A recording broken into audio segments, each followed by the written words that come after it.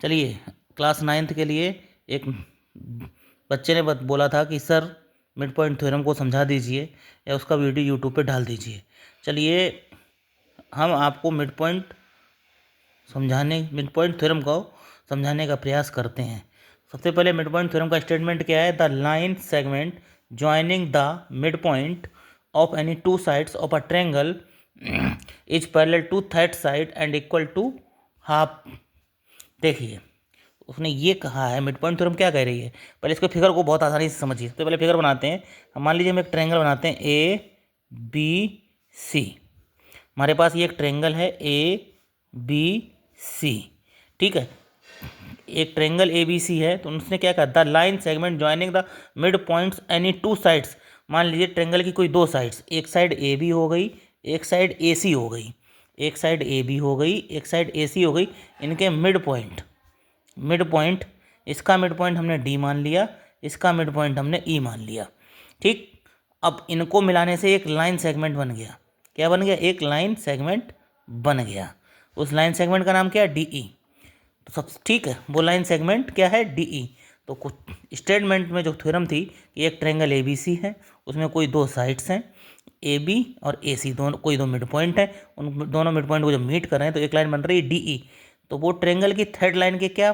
तो third line कौन सी हो गई? B C. इसके पैरेलल होती है, ये प्रूव करना है।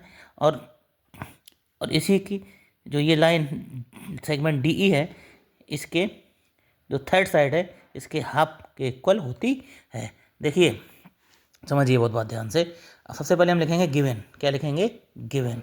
गिवन गिवन सबसे पहले गिवन लिखना है। तो गिवन में क्या लिखेंगे?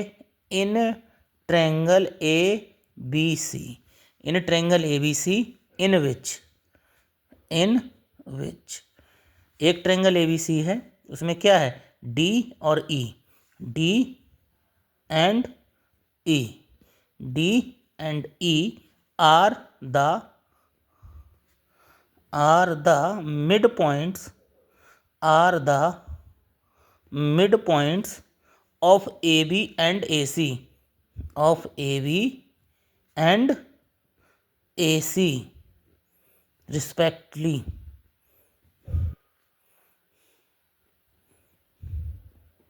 ये हमको गिवन किया गया है, बहुत आराम समझिएगा। एक ट्रायंगल है ए बी सी, ठीक है। एक ट्रायंगल ए बी सी, उसमें ए बी का जो मिड पॉइंट है वो डी है, ए सी का जो मिड पॉइंट है वो ई है। तो इसका मतलब क्या हुआ? जो भी ये मिड पॉइंट है ये इसको बराबर भागों में बांट देगा। गिवन में लिख लीजिए ए डी बराबर डी बी एंड ए ई बराबर ई सी। इतनी बात समझ में आ गई। नेक्स्ट हेडिंग क्या आती है? To prove. क्या आती है? To prove. क्या आती है? To prove that. हमको क्या प्रूव करना है?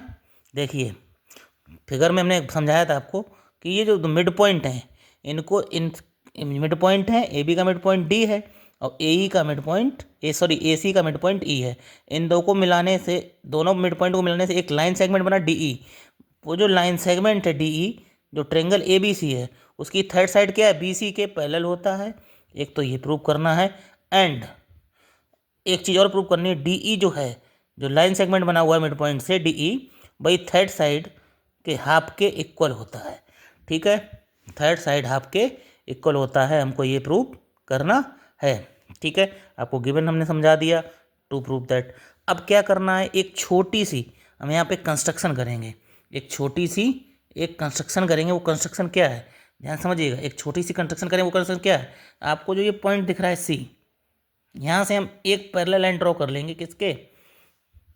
ए बी ए के एक parallel line C F draw कर लेंगे, ठीक। और यहीं पे ये जो लाइन है डी ई, इसको इस तरीके से एक्सटेंड करेंगे जो पॉइंट एफ पे ये क्या करे? मीट करे। क्या करे? पॉइंट एफ पे मीट करे। पॉइंट एफ पे क्या करे? मीट करे। तो कंस्ट्रक्शन करेंगे, क्या करेंगे? कंस्ट्रक्शन करेंगे। क्या करेंगे? कंस्ट्रक्शन में क्या करेंगे? हमने क्या किया? ड्रॉ, फिगर देखते जाइएगा साथ में। ड्रॉ सी एफ किसके पैरेलल? बी ए के। सी एफ किसके पैरेलल? बी ए के। हमने ड्रॉ कर दी C F parallel B A. And क्या करेंगे? Meeting D E, meeting D E किस पे मीट कर रही है? डी ई प्रोड्यूस जो हमने लाइन की है इन एफ, इन एफ, समझा दिया। सी एफ बी ए के पहले ड्रॉ की, सी एफ बी ए के पहले ड्रॉ की, और डी ई को प्रोड्यूस किया पॉइंट एट, मीट कहाँ पे किया, एफ पॉइंट पे। क्लियर, चलिए ये भी समझ में आ गया। अब आ जाइए प्रूफ पे। तो सबसे पहले क्या करिए, प्रूव करने के लिए हम फिगर को समझते हैं। प्रूव करने के लिए फिगर को देखिए, इस वाले एंगल को हम यहाँ पे 1 मान लेते हैं, और इस वाले एंगल को 2, और ये एंगल को 3। ये क्यों माने हैं, क्योंकि इसको एंगल को 4, क्योंकि यहाँ हमें समझने में आसानी रहेगी। इस एंगल को 1, इस एंगल को 2, इस एंगल को 3, इस एंगल को 4। अब सबसे पहले करेंगे क्या, इस थ्योरम को प्रूव करने के लिए हमें 2 ट्रायंगल चाहिए होंगे। एक ट्रायंगल हम लेंगे ए डी ई, एक ट्रायंगल लेंगे ए डी ई, और एक ट्रायंगल लेंगे हम सी ई एफ, एक ट्रायंगल लेंगे सी ई एफ। इनको हम क्या करेंगे, इनको हम कॉन्ग्रुएंट दिखाएंगे। कौन कौन से ट्रायंगल, ए डी ई, ये एक ट्रायंगल और एक ट्रायंगल ये, ठीक। तो सबसे पहले किसी भी ट्रायंगल को कॉन्ग्रुएंट प्रूव करने के लिए हमें 3 चीज़ों की आवश्यकता पड़ती है। वो 3 चीज़ें हमें कहाँ, इन्हीं दोनों ट्रायंगल में से ढूंढना पड़ेगा। पहली चीज़ देखिए हमको मिल रही है, angle 1 equals to angle 2।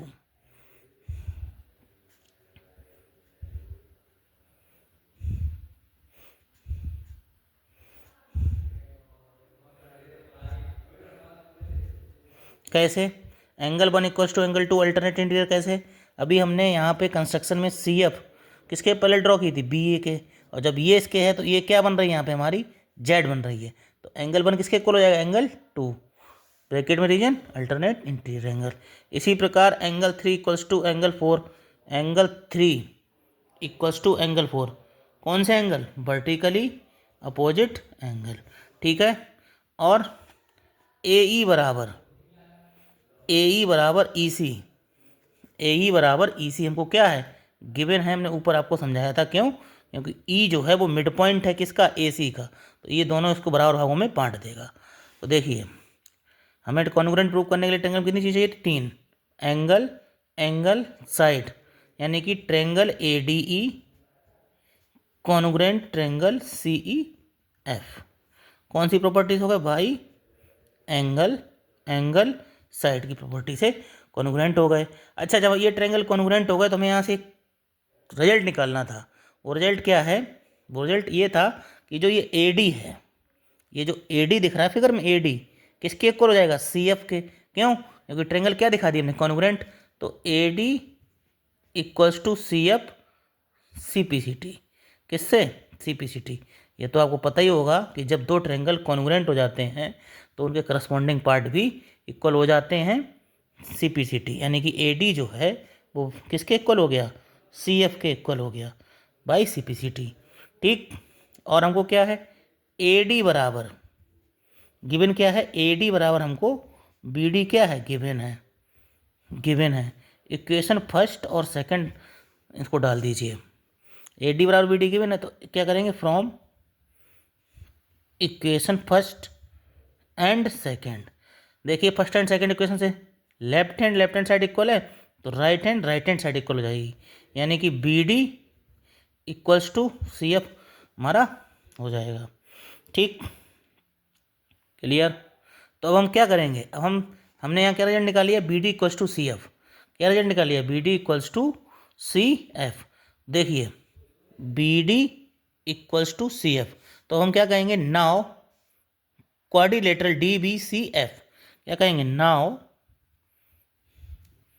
Quadrilateral D B C F, D B C F, D B C F में क्या करेंगे, हमको पता है बी डी इक्वल्स टू क्या है, सी एफ है, बी डी इक्वल्स टू क्या है, सी एफ है, और बी डी पैरेलल किसके है, सी एफ के, क्योंकि ये गिवन है, बी डी पैरेलल किसके, सी एफ के है, ठीक है, बी डी पैरेलल किसके है, सी एफ के। इतनी बात समझिए ध्यान से। हमने यहाँ पे बी डी बराबर सी एफ दिखाया था, तो हमने क्या किया, now triangle D B C F, D B C F में क्या करेंगे, बी डी बराबर सी एफ, ऊपर प्रूव किया हमने, और B D parallel C F by construction से। ये कहाँ से आया भाई? कंस्ट्रक्शन से। ठीक, तो क्या कह सकते हैं?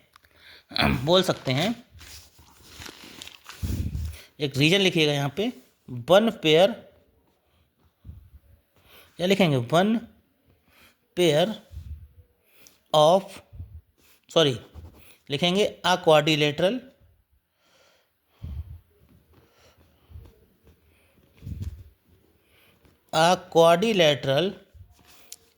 a parallelogram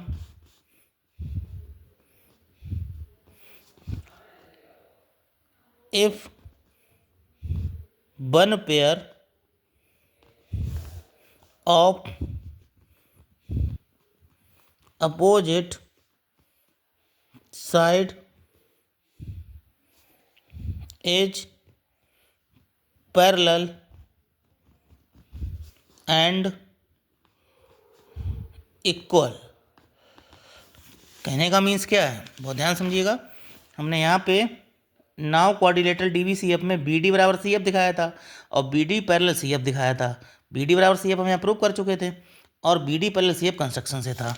तो क्या किया? A quadrilateral a parallelogram if one pair of opposite sides is parallel and equal. कहने का मतलब क्या है? एक क्वाड्रिलेटरल एक तरीके का पैरेललोग्राम होता है अगर उसका वन पेयर कैसा हो, one pair opposite sides is parallel और इक्वल। तो वही चीज़ देखिए, तो सिंस क्या कह सकते हैं? सिंस डी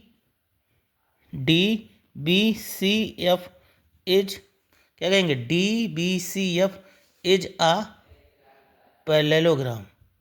क्या कहेंगे? D B C F is a parallelogram.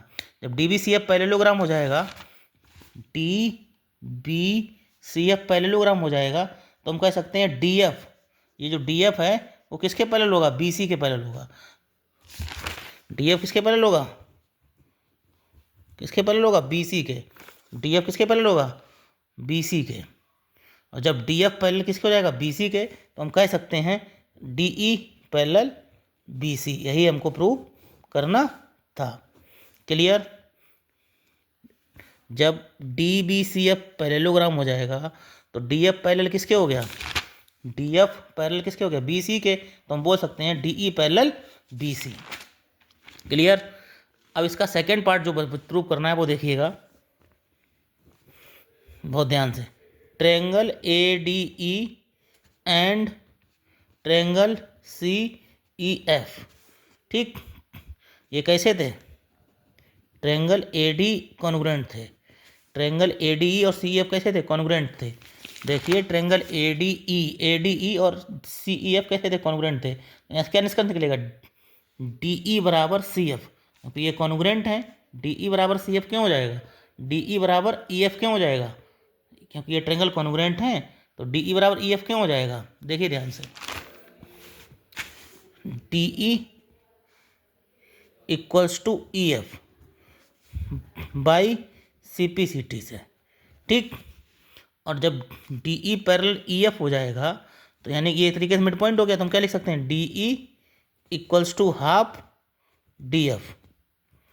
D E equals to half D F, but D E किसके बराबर है? बट डी एफ किसके इक्वल है? डी एफ किसके इक्वल है? बी सी के इक्वल है। तो D E equals to half B C. Triangle A D E C E F congruent prove कर दिए थे, तो डी ई बराबर E F by C P C T, तो डी ई बराबर हाफ डी एफ। ये क्या होगा? E is the mid point D F. ये इसलिए डी ई बराबर क्या हो गया? 1/2 डी एफ। तो डी एफ बराबर बी सी, पहले से डी ई बराबर half B C. Second result हमने ये प्रूव कर दिया। फर्स्ट रिजल्ट ये था कि जो दो लाइन मिड पॉइंट से मिलके बनी थी वो थर्ड साइड के पैरेलल होती है, D E parallel B C, और हाफ के इक्वल होती है, वो भी प्रूव कर दिया। Hence proved.